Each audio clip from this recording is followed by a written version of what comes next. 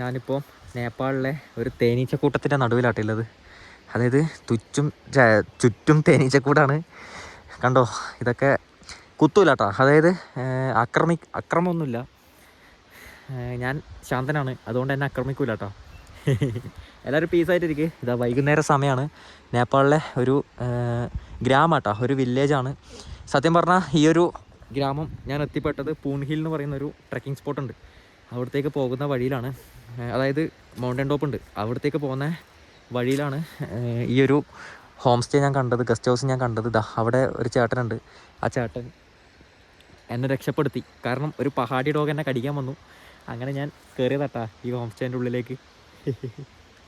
അങ്ങനെ നൈസായിട്ട് ഞാൻ റേറ്റും കൂടിയും ചോദിച്ചു എത്രയാന്ന്. അപ്പോൾ നോർമലി 500 രൂപയാണ് എല്ലാവരുടെ അടുത്തും വാങ്ങാറ്. പക്ഷേ ഇപ്പോൾ ഓഫ് സീസൺ ആയതുകൊണ്ടല്ലോ 300 രൂപയാണ് ഒരു ദിവസത്തെ റൂമിൻ്റെ വാടക എന്ന് പറയുകയാണെങ്കിൽ.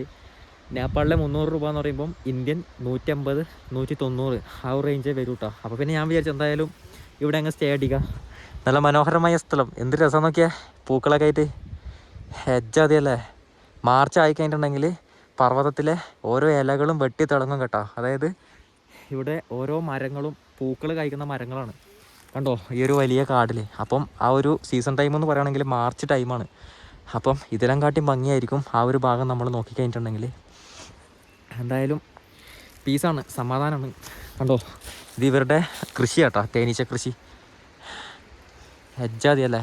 പിന്നെ ഇതാ ഇത് മറ്റേ മത്തനാ, ആ സാധനമല്ലേ മത്തന. വേറെ എന്തോ പേര് പറയലുണ്ട് ഇതിന്. പിന്നെ ഇത് കോഴി ഫാമാണ്. കോഴികളൊന്നും ഇല്ലാന്ന് തോന്നുന്നു. മീൻ വളർത്തലും കൂടി ഉണ്ടെന്ന് തോന്നട്ടെ ഇവർക്ക്. ഹെജ്ജാതിയല്ലേ. ഇതാണോ ശരിക്കും ശമ്പാല? കണ്ട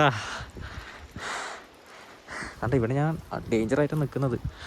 ഇവിടെ ചുറ്റും തേനീച്ച. കണ്ടോ, തേനീച്ച വരുമ്പോക്കുമാണ്. അതായത് പൂക്കളിൽ നിന്ന് തേനെടുത്ത് സംഭരിക്കുക കേട്ടോ. അതായത് സമ്പാദിക്കുകയാണ്. ആ സമ്പാദ്യം കൂടി കൂടി കൂടി കൂടി അത് ഇവരങ്ങ് അടിച്ചു മാറ്റും, എന്നിട്ട് വിൽക്കും. അതാണ് പതിവ്. പിന്നെ അവിടെ വേറൊരുത്തരും കൂടി ഉണ്ട്. അവൻ ശരിയായ ചങ്ങായിയാണ്. അവൻ ഇതാ എരുമയാട്ടാ. അവൻ്റെ നോട്ടം കണ്ട. ഇയാളെ ഞാൻ മുമ്പ് കണ്ടിട്ടില്ലല്ലോ. ആ ഒരു നോട്ടമാണ് ആളെന്നെ നോക്കുന്നത്. ഇതെന്താ സംഭവം? ഇത് ആട്ടും കൂട്ടാട്ടാ. ഇവരൊരു ഇതൊരു ഫാമാട്ടാ മൊത്തത്തിൽ. ഇതാ ഫുള്ള് കൃഷിയാണ്. പാടങ്ങളതാ, ചെറിയ പാടം, നെൽപ്പാടം. പിന്നെ അതെന്താ തക്കാളി തോട്ടാണോ അല്ല ആപ്പിൾ തോട്ടാണോ എന്നറിയില്ല. ആ ഒരു ഭാഗത്ത് ഇതാ പേരക്ക. ശരിയായി സെറ്റപ്പ് കേട്ടോ. നമുക്കൊന്ന് അങ്ങോട്ടേക്ക് പോയി നോക്കാം. ഇവൻ പേടിക്കുമെന്നറിയില്ല. പേടിക്കണ്ട, ഞാൻ നിന്നൊന്നും ചെയ്യൂല. തും മേരാ ദോസ്ത്, മേം തുമാരാ ദോസ്ത്. ഇവരോട് ഹിന്ദി പറഞ്ഞാലേ മനസ്സിലാവും. കണ്ടോ, സോറി, ഹിന്ദി പറഞ്ഞാലും മനസ്സിലാവുമെന്ന് തോന്നുന്നു. ഇവൻ നേപ്പാളിയല്ലേ. എഡ്ജാതിയല്ലേ. അതായത് എൻ്റെ ഈ ഒരു യാത്രയിൽ ഈ ഒരു ലക്ഷ്യം എന്ന് പറയുകയാണെങ്കിൽ സമാധാനപരമായിട്ടുള്ളൊരു സ്ഥലം. അതാണ് എൻ്റെ യാത്രേൻ്റെ ലക്ഷ്യം. അതുകൊണ്ടാണ് ഞാൻ ഈ ശമ്പാല എന്ന് പറഞ്ഞ് നടക്കുന്നത്. അതായത് ടാർഗറ്റ് പീസാണ്. ഇവിടം ഫുള്ളും സമാധാനമാണ്, ശാന്തതയാണ്. അക്കരെ നദിയുണ്ട്. കണ്ടോ, ആ ഒരു ഭാഗത്ത് നദിയുണ്ട്. അവിടെയും കിട്ടും ശാന്തി. ഹെജ്ജാതിയല്ലേ. നമ്മളെ ജീവിതത്തിൽ സമാധാനമായിട്ട് നിൽക്കുമ്പോഴാട്ടോ സത്യം പറഞ്ഞാൽ ജീവിതമായി തോന്നുന്നത്. അതാണിപ്പം എൻ്റെ ജീവിതത്തിലിപ്പം എൻ്റെ ഓരോ യാത്രയിലും ഓരോ നീക്കവും. പിന്നെ ഒരുപാട് നല്ല മനുഷ്യന്മാരെ കാണാം.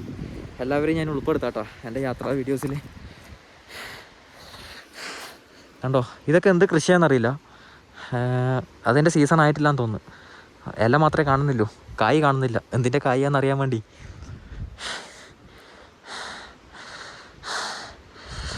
എൻ്റെ അപ്പോ എന്തല്ലേ.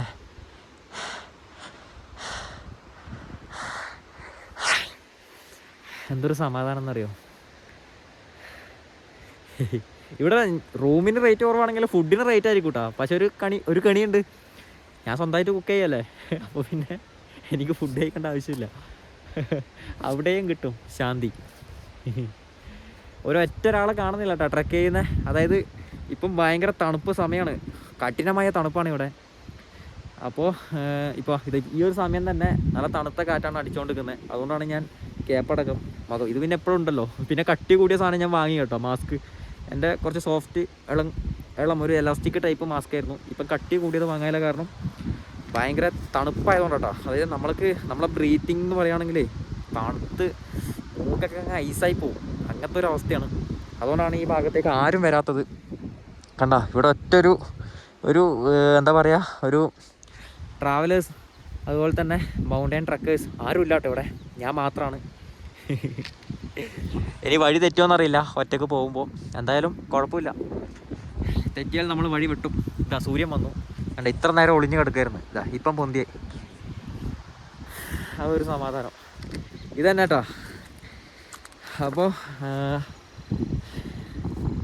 അടുത്ത പരിപാടി എന്ന് വെച്ചിട്ടുണ്ടെങ്കിൽ നാളെ രാവിലെ എണീച്ചിട്ട് ഞാൻ ഇവിടുന്ന് യാത്ര തിരിക്കണം ആ ഒരു മൗണ്ടൻ ടോപ്പിലേക്ക്. അപ്പോൾ പീസായിട്ടിരിക്കുക എല്ലാവരും, അത്രേ പറയാനല്ലോ. കണ്ട സൂര്യൻ വരുമ്പോൾ തിളങ്ങുന്നുണ്ടോ? കംപ്ലീറ്റ് തിളങ്ങിയില്ലേ? ആഹാ ഇത് എത്ര കണ്ടാലും മതി വരുന്നില്ല കേട്ടോ. ചിലപ്പോൾ പറയാൻ പറ്റില്ല, ഞാൻ നാളെ തന്നെ ഇവിടെ ഒരു ദിവസം കൂടി നിൽക്കും തോന്നുന്നു. ഇവിടുത്തെ ശാന്തി അങ്ങ് വിട്ട് പോകുന്നില്ലെങ്കിൽ ഇവിടെ തന്നെ നിൽക്കാൻ ചാൻസ് ഉണ്ട് കേട്ടോ. അപ്പോൾ കാണാം ഇതുപോലുള്ള അടിപൊളി കാഴ്ചകളായിട്ട് വരാം കേട്ടോ. സമാധാനം. അപ്പോൾ ഓക്കെ, എല്ലാവരും ഹാപ്പി ആയിട്ടിരിക്കും. ബൈ.